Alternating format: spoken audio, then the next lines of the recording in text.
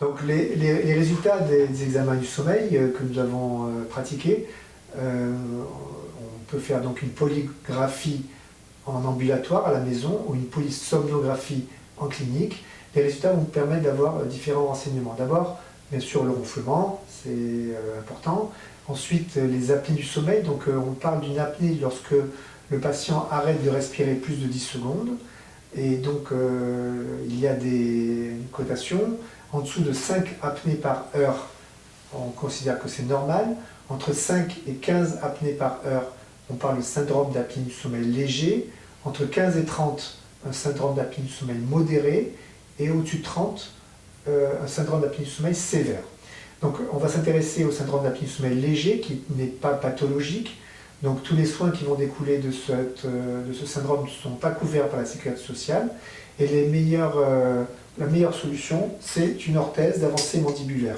Cette orthèse qui est faite sur mesure permet la nuit de projeter la mâchoire en avant, elle reste en avant, et donc ça ouvre l'espace postérieur du pharynx et ça permet au patient de ne pas avoir la langue qui chute en arrière et qui réduit ce pharynx et qui favorise le ronflement. Cette prothèse se porte toutes les nuits lorsqu'on dort accompagné, puisque ce n'est pas une pathologie, donc on n'est pas obligé de la mettre tous les jours si on dort seul. Et elle va permettre de faire disparaître ce ronflement. Ensuite, on a le syndrome d'apnée du sommeil modéré.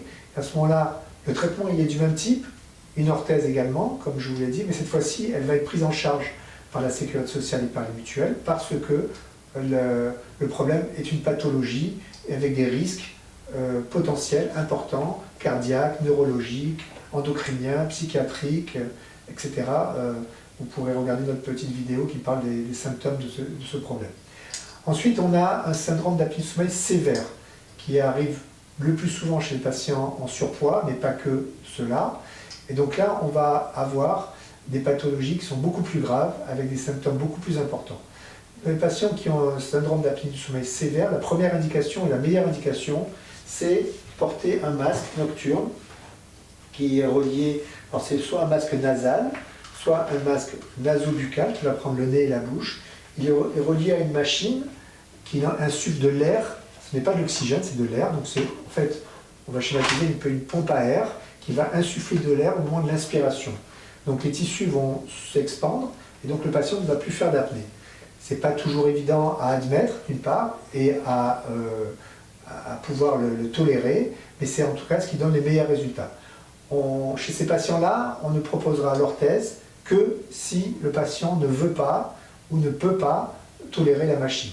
L'orthèse dans les syndromes d'apnée du sommeil sévère donne des résultats moins importants et moins bons qu'avec la machine qu'on appelle la ventilation par pression positive nocturne. Voilà, en tout cas, il y a une solution à tous ces problèmes, il y a des solutions qui sont importantes.